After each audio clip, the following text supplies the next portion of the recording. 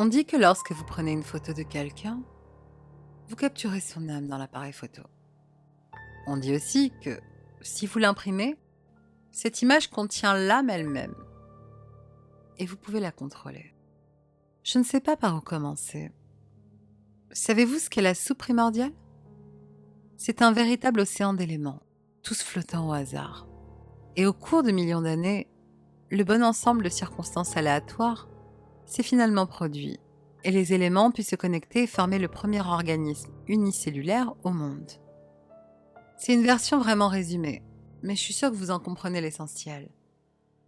On fait une avance rapide de quelques milliards d'années jusqu'au début des années 90, lorsque l'utilisation d'Internet a commencé à s'accélérer rapidement. Chaque foyer disposait d'un ordinateur et de nouvelles connexions entre ordinateurs s'ouvraient à la seconde près. Des milliards d'octets de données ont commencé à être transférés dans le monde entier à la vitesse de la lumière. De la musique, du texte, du son et plus important encore, des photos. Maintenant, si lorsque vous prenez une photo de quelqu'un et capturez son âme, que se passe-t-il lorsque cette image est convertie en données et placée sur un disque dur? L'âme suit-elle? 15 ans plus tard, nous le croyons. Nous pensons que lorsque vous prenez une photo de quelqu'un et que vous la téléchargez sur votre ordinateur, à côté des données de l'image, un plan de l'âme de la personne elle-même est imprimé sur le fichier. Regardez votre dossier image. Combien d'âmes résident dans ce seul dossier? Ce n'est que le début cependant. Ces plans d'âme contiennent chacune des pièces d'un puzzle, ainsi que des parties de l'âme elle-même. Récemment, un groupe de hackers qui se faisait appeler les cardinaux s'est intéressé à cette théorie et a commencé des expériences. Ils ont trouvé des anomalies dans les séquences binaires d'images basées sur des caractéristiques similaires de la personne qui l'avait prise en photo. Un ADN binaire si vous voulez. Ces pirates informatiques possédaient désormais un ensemble de 3 fichiers de données extrêmement importants. Un AVI, un JPEG et un MP3. Chacun possédant des qualités intéressantes et inexplicables.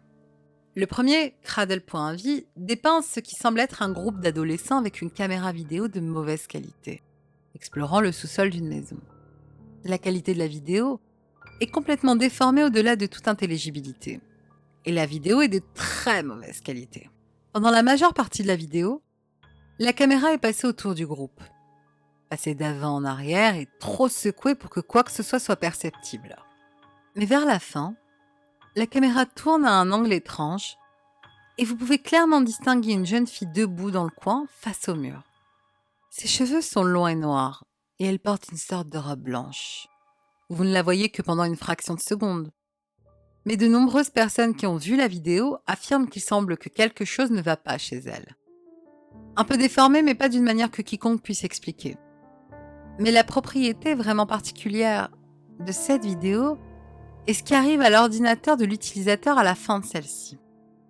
À la dernière seconde de la vidéo, si ce n'est déjà fait, la vidéo s'efforcera elle-même en plein écran. Parallèlement à cela, vous vous retrouvez avec un clip en boucle d'une fenêtre dans un mur. Puis, la fille est à nouveau vue, debout de l'autre côté de la fenêtre, dos au spectateur, vacillant lentement d'avant en arrière. Après quelques instants, la vidéo se termine et l'ordinateur de l'utilisateur s'éteint définitivement. L'inspection a montré que l'ensemble du registre est complètement corrompu, obligeant l'utilisateur à effectuer un effacement total et une réinstallation. Le deuxième fichier est appelé aiguille.mp3. Ce fichier son, lorsqu'il est lu, dure environ 3 minutes. Il est extrêmement déformé. On peut parfois distinguer une forme de voix qui parle, mais la plupart du son est une forme de grondement et de rugissement craquelé. Les utilisateurs qui écoutent ce fichier éprouvent souvent des nausées extrêmes et une perte d'équilibre pendant une brève période de temps. Le fichier final est connu sous le nom de birmingham.jpg. Le nom du fichier n'a rien à voir avec ce que l'image réelle représente. Au lieu de cela, il affiche simplement un désordre aléatoire d'images superposées et maillées de poupées d'un couloir. Il semble également y avoir une image d'un homme debout, avec la tête baissée en arrière-plan. Mais l'image est trop déformée pour faire quoi que ce soit, un peu comme les autres fichiers. L'image, une fois téléchargée et ouverte sur le bureau d'un utilisateur, restera ouverte en permanence, quel que soit le programme par lequel elle est ouverte. Non seulement cela, le programme devient désactivé. Rien d'autre ne se passe. L'image reste en permanence, là, sur votre bureau, non cliquable, non minimisable, et vous venez de rester là avec le regard invisible de l'homme qui vous fixe. D'après ce que le groupe de pirates a pu discerner, ce fichier semble avoir précompilé dans les données quelque chose du genre CMDAO. Pourtant aussi complexe que soit le programme, il fonctionne sur toutes les plateformes de systèmes d'exploitation. Personne ne sait qui est le créateur d'origine. En fait, peu de gens en ont entendu parler car le fichier n'est ni copiable ni envoyable. En fait, cela ajoute encore au mystère. Car souvent, les destinataires de ce fichier l'obtiendront à partir d'emails anonymes aléatoires, postés sur des formulaires, sur un lien de téléchargement, posant la question comment cette affiche a-t-elle pu être téléchargée? Si jamais vous voyez l'un de ces fichiers, évitez de les télécharger. Ils ont tous divers effets néfastes sur vos ordinateurs, allant de la suppression de pratiquement tout votre registre, de la corruption du système 32, du blocage de votre souris ou du blocage de votre ordinateur.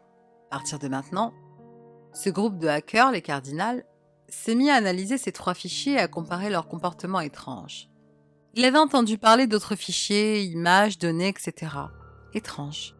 Mais ils n'ont jamais pu mettre la main dessus, du moins pour autant que nous le sachions.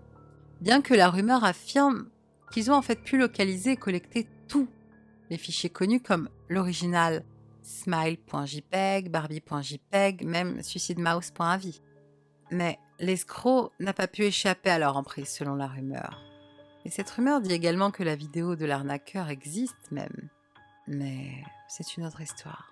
Néanmoins, avec tous ces fichiers en main, le groupe a aligné et a commencé à travailler méticuleusement sur le binaire 0-1 à la fois, en recherchant des souches similaires et des séries binaires qui correspondaient. Et ils ont réussi à le faire avec succès, du moins selon la légende. Le résultat était 7 fichiers d'exécution individuels qui n'ont rien fait.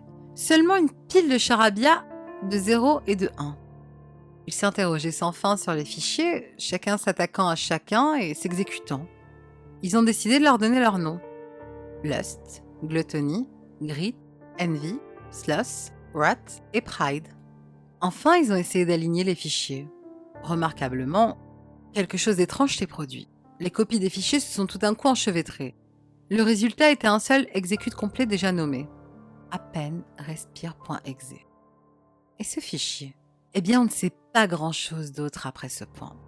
Ils étaient trop intelligents pour simplement l'exécuter. Ils ont analysé le dossier de toutes les manières possibles. Hex, binaire, conversion, n'importe quoi pour comprendre ce que ce fichier étrange ferait. En vain.